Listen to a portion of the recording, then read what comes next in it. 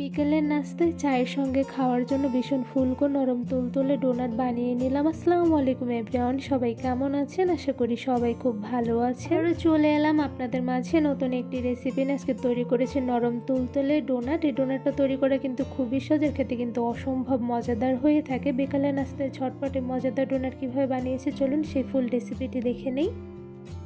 Donut তৈরি করার জন্য প্রথমে একটি মিক্সিং বোলের মধ্যে দিয়ে দিচ্ছি গরুর উষ্ণ গরম দুধ 1 কাপ পরিমাণ, সাথে দিয়ে দিচ্ছি চিনি। এখানে আমি 3 টেবিল চামচ পরিমাণ চিনি দিয়ে দিচ্ছি। আপনারা আপনাদের স্বাদ মতন চিনির পরিমাণটা কমিয়ে বাড়িয়ে দিতে পারেন। সাথে দিয়ে দিচ্ছি স্বাদ মতন লবণ আর দিয়ে দিচ্ছি ইস্ট। এখানে আমি 1 টেবিল চামচ পরিমাণ ইস্ট দিয়ে দিচ্ছি। এবার গরুর লিকুইড দুধের সঙ্গে খুব ভালোভাবে ইস্টগুলো নেড়ে মিশিয়ে নিব।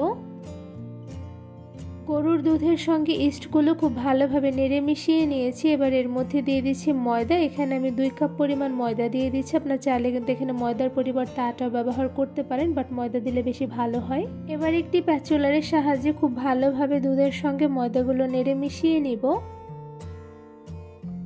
দুধের সঙ্গে ময়দাগুলো প্যাচুলারের সাহায্যে খুব ভালোভাবে নেড়ে মিশিয়ে নিয়েছি। এবারে ময়দার ময়ানগুলো আমি খুব ভালোভাবে হাতের সাহায্যে মুথে নিব। ময়দার ময়ানগুলো হাতের সাহায্যে খুব ভালোভাবে মুথে নিয়েছি। এবারে ময়দার ডোর মধ্যে দিয়ে দিচ্ছি রান্নার সয়াবিন তেল। এখানে আমি 1 টেবিল চামচ পরিমাণ দিয়ে দিচ্ছি। এবার ময়দার ডোর সঙ্গে রান্নার তেলগুলো খুব ভালোভাবে মেখে মুথে নিব।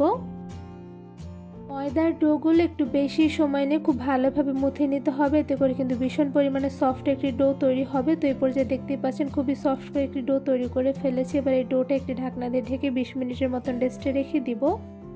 ময়দার ডোগুলো 20 মিনিটের মতন রেস্টে রেখে দেওয়ার পর দেখতেই পাচ্ছেন অনেকটা পরিমাণে ফুলে উঠেছে। এই পর্যায়ে হাতের সাহায্যে খুব ভালোভাবে ময়দার ডোগুলো মুথে নিতে হবে, এতে করে কিন্তু ময়দার ভিতরে বাতাসগুলো বের হয়ে যাবে।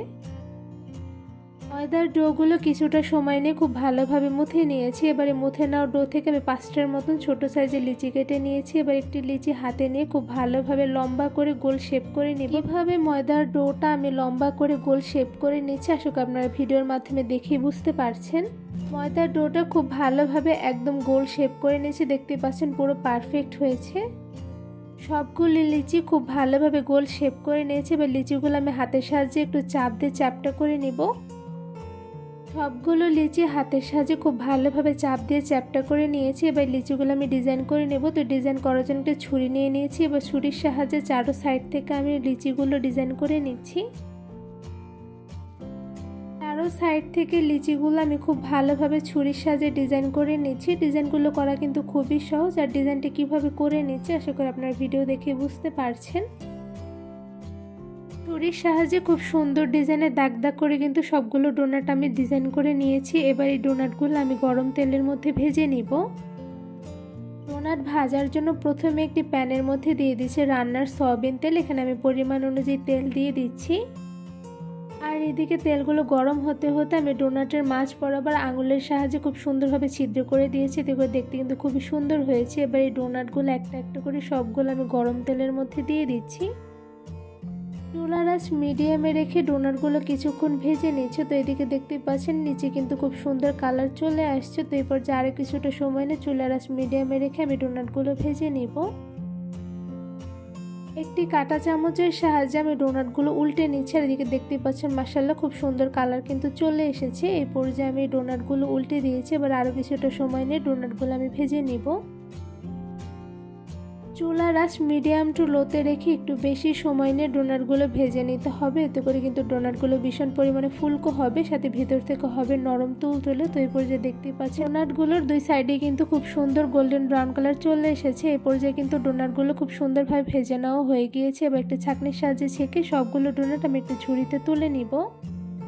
সবগুলো ভেজে রাখা ডোনাটগুলো আমি চিনি আর গুঁড়া দুধ দিয়ে খুব সুন্দরভাবে কোট করে নিয়েছি, এতে করে কিন্তু দেখতে মাশাআল্লাহ খুবই সুন্দর হয়েছে, সাথে কিন্তু খেতে খুবই মজাদার হয়। শুধুমাত্র কয়েকটা উপকরণ দিয়ে কোনো রকম ঝামেলা ছাড়ে বানিয়ে নিয়েছি মজাদার ডোনাট। ডোনাটগুলো কিন্তু খুবই ফুলকো হয়েছে, সাথে ভিতরে কেমন হয়েছে তাই একটু আপনাদের ছিঁড়ে দেখাচ্ছি। আর এদিকে দেখতে পাচ্ছেন মাশাআল্লাহ ডোনাটগুলো কিন্তু খুবই নরম হয়েছে। কতটা পরিমাণে নরম তুলতুলে হয়েছে আশা করি দেখে বুঝতে পারছেন। ডোনাটগুলোর ভেতর থেকে কিন্তু খুব সুন্দরভাবে পারফেক্টলি কুকড হয়েছে। করেছি, যার ফলে ভেতর থেকে ভীষণ পরিমাণে নরম তুলতুলে হয়েছে আর উপর থেকে হয়েছে খুবই ফুলকো। বিকেলের নাস্তায় চায়ের সঙ্গে খাওয়ার জন্য মজাদার ডোনাটগুলো কিন্তু খুব সহজে ঝটপট করে বানিয়ে নেওয়া যায়। এই ডোনাটগুলো চা দিয়ে খেতে যেমন ভালো লাগে, সাথে কিন্তু এমনি খেতে বেশ মজাদার হয়ে থাকে। মজাদার ডোনাট তৈরির রেসিপিটি আপনাদের কাছে কেমন লেগেছে তা আমাকে অবশ্যই কমেন্ট করে জানাবেন। রেসিপিটি ভালো লেগে থাকলে আমার চ্যানেলটি সাবস্ক্রাইব করে ভিডিওতে বেশি বেশি লাইক কমেন্ট শেয়ার করে আমার পাশেই থাকবেন। আজকে এখানেই বিদায় নিচ্ছি, দেখাবো অন্য কোনো ভিডিওর মাধ্যমে। সবাই সুস্থ থাকবেন, ভালো থাকবেন, আল্লাহ হাফেজ।